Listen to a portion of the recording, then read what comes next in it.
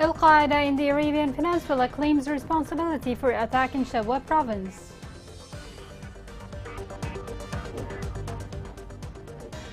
The United Nations says insurance to safer tanker salvage operation is covered.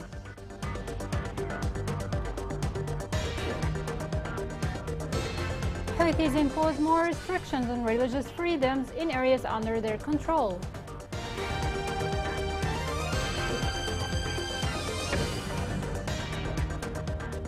Welcome to Yemen Today TV. This is the English news with me, Angel Zazi.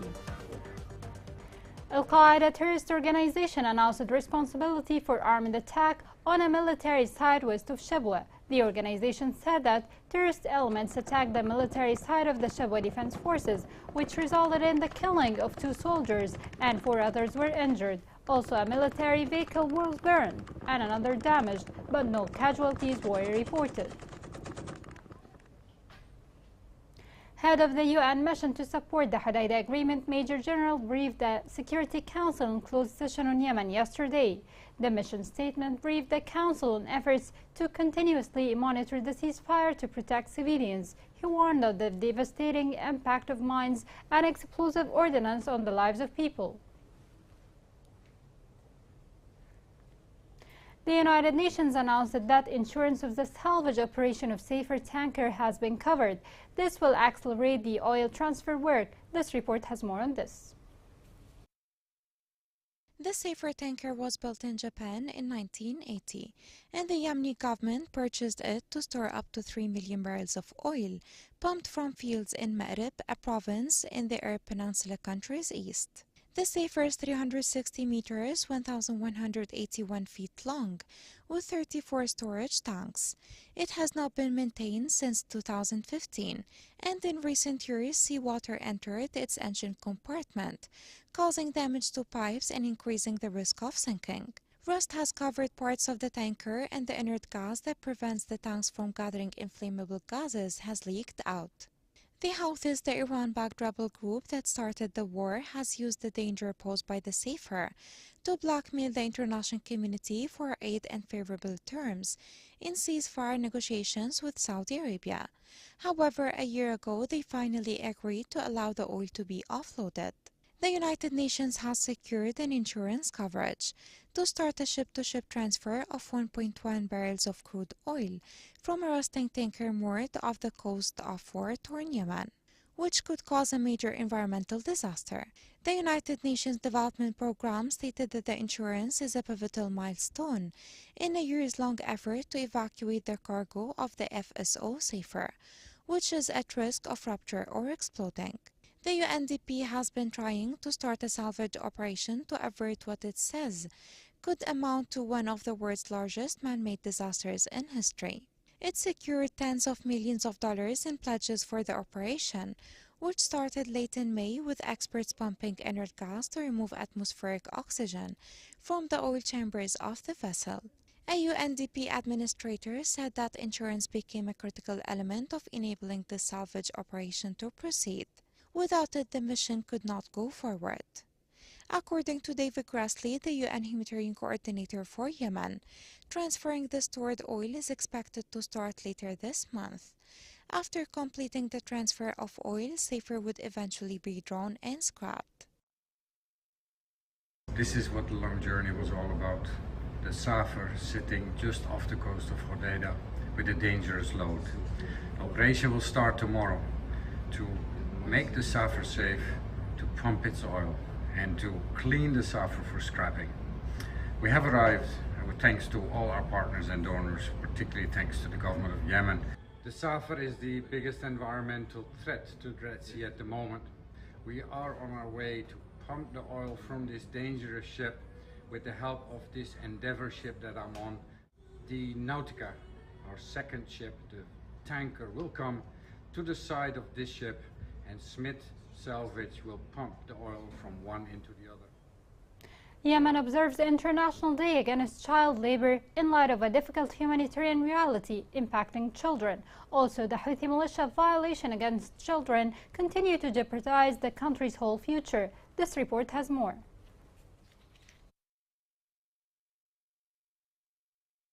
In Yemen, it is not uncommon to find boys undertaking labor-intensive tasks that their developing bodies are not equipped to handle, such as working as auto mechanics, butchers, or in metal factories with dangerous machinery.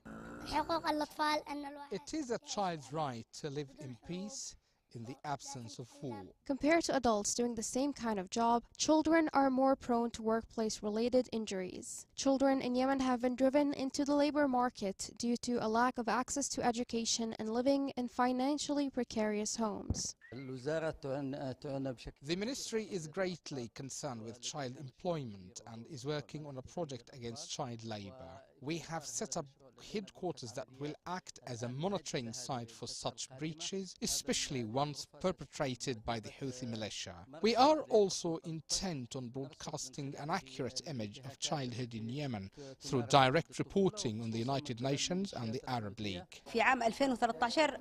In 2013, statistics indicated that there are 1,514,000 children involved in intensive labor, aged from 7 to 15 years. This was prior to the war. Now, with the coronavirus pandemic and the rise in unemployment rates, that number is much higher, particularly in northern regions where the Houthis recruit children into the war. Because Yemen's labor laws do not specify precise penalties for employers that hire children under the legal age, the steady influx of children into the labor market has persisted. The prevalence of forced labor in this country is all the more serious, as the abuse of these children is abundant. From sexual exploitation to slave treatment, these children are the objects of cruelty and malice. Their health, physical as well as mental, their security, and their development are drastically affected. Houthi militia closed more than 600 pharmacies and drugstores in the capital Sana'a. Director of the Human Rights Office in the capital said that terrorist Houthi militia closed about 600 pharmacies and drugstores. This warns of a humanitarian catastrophe amid the lack of medical supplies in the areas controlled by the Houthi militia. The International Organization for Migration announced the displacement of 23 Yemeni families during the past week. The organization said that it monitored the displacement of 23 Yemeni families during the period from 4th to 10th of June. All the displaced moved to the governorates of Taiz, Hodeidah, Ma'rib, Al-Mahwit, and Abyan. Displaced employees in Aden and the rest of the liberated Yemeni regions renewed their complaints about suspension of their salaries.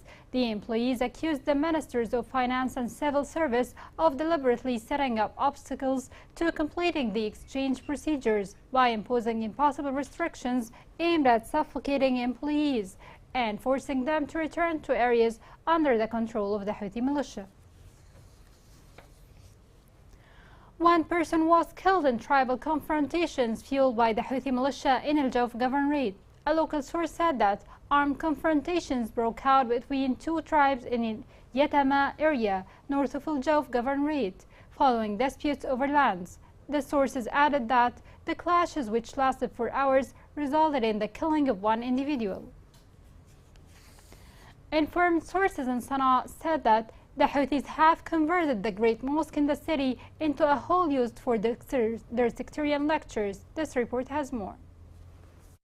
As they continue to expand their attacks on religious groups and minorities, the Houthi rebels transformed Yemen's oldest mosque into a center for sectarian gatherings and meetings. Yemen's permanent envoy to UNESCO, Ambassador Mohammed Jumeih, has lodged a complaint with the organization concerning the Nahrain Mosque, which militants are reconstructing in a way that defies its identity and archaeological significance. The mosque was razed by the Houthis in February 2021. It is considered a national historical asset as it was built in the 1st century of the Islamic calendar and is one of the archaeological landmarks. According to Jumeih, Houthi militants are renovating the mosque in Sana'a's ancient city with modern building materials that conflict with guidelines, endangering Sana'a's status on the World Heritage List. He urged UNESCO to take responsibility and act to prevent the reconstruction of this monument. Social media users released a video from inside the Muaz bin Jabal Mosque in Al Junayd, Taiz, which showed hundreds of Houthi militants using it as a meeting place and covering its walls with sectarian messages. Residents said that the mosque, the earliest in Yemen, was established during the early days of Islam. They stated that Houthi forces assumed entire control, transforming the mosque into a sectarian platform and hosting sessions and classes to mislead young people and children and drive them to fight. According to the residents, militia officials utilized the mosque as headquarters for the group's security and military activities, as well as meetings to assign jobs and give instructions. Meanwhile, the Houthi militia attacked the Tawheed Mosque and Center for Sharia north of Ib in late May, evicted around 400 students and replaced them with their followers.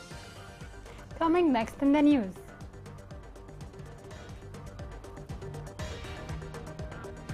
Repeated power cuts aggravate the suffering of citizens in Ma'rib Governorate.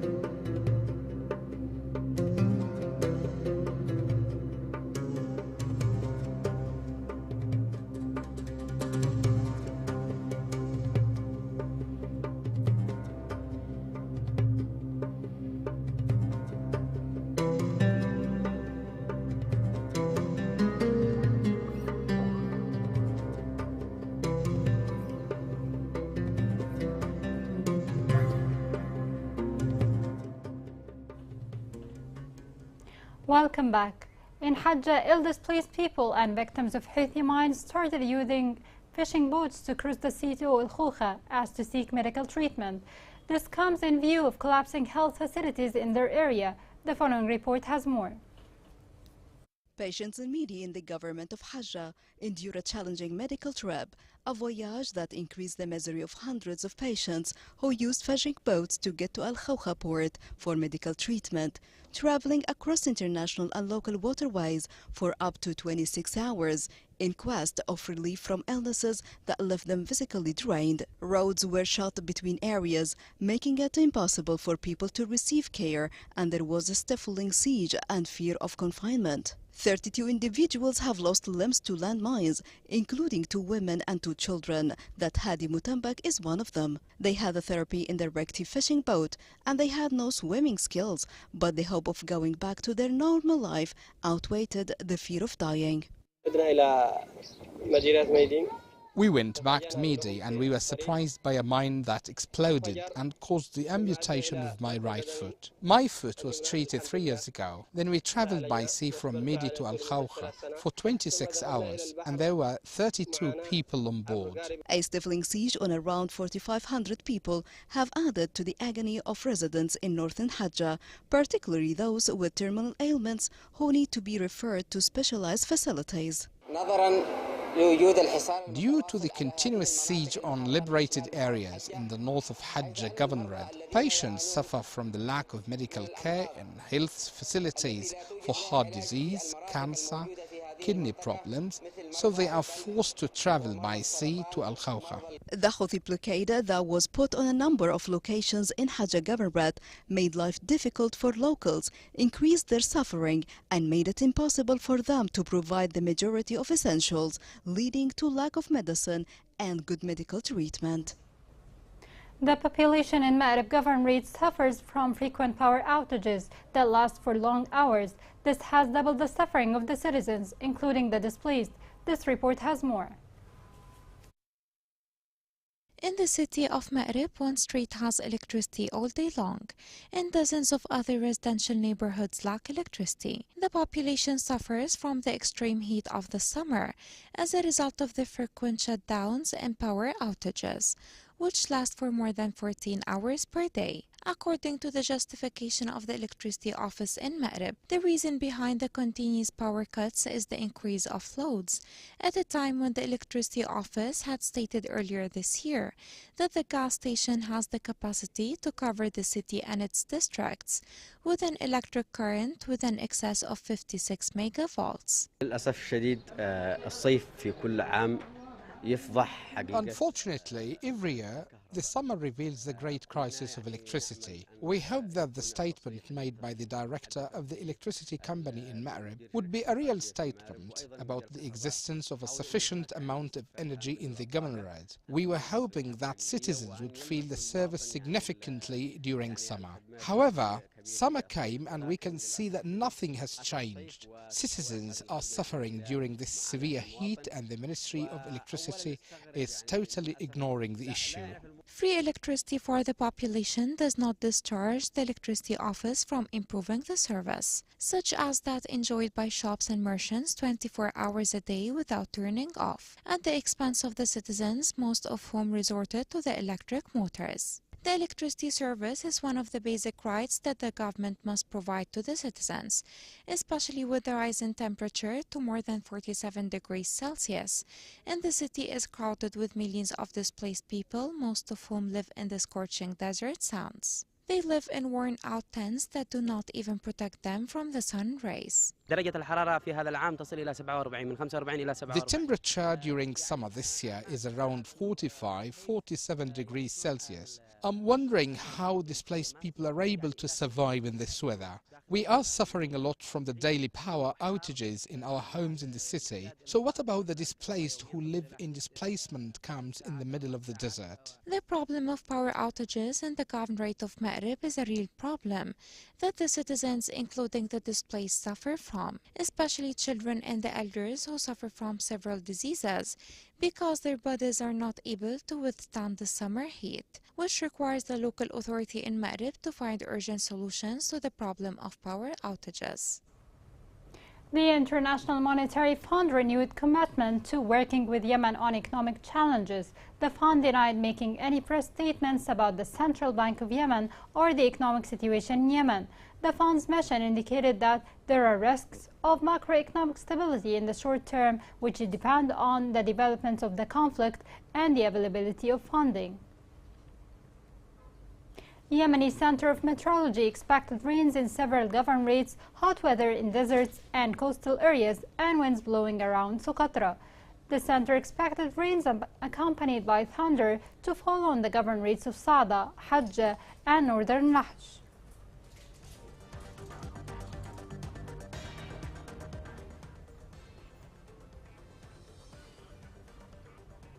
UNESCO has warned that the ancient city of Sana'a has lost its universal value and World Heritage Sites. The Assistant Director of the UN organization stressed that any new constructions that have not been previously evaluated will have a material negative impact on the outstanding universal value of the World Heritage Sites in Sana'a.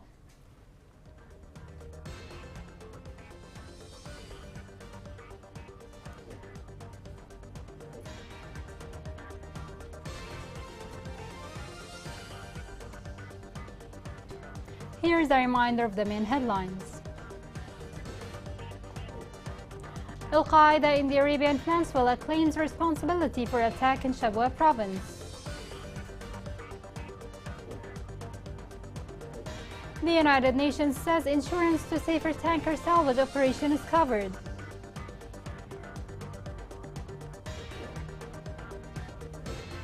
Houthis impose more restrictions on religious freedoms in areas under their control.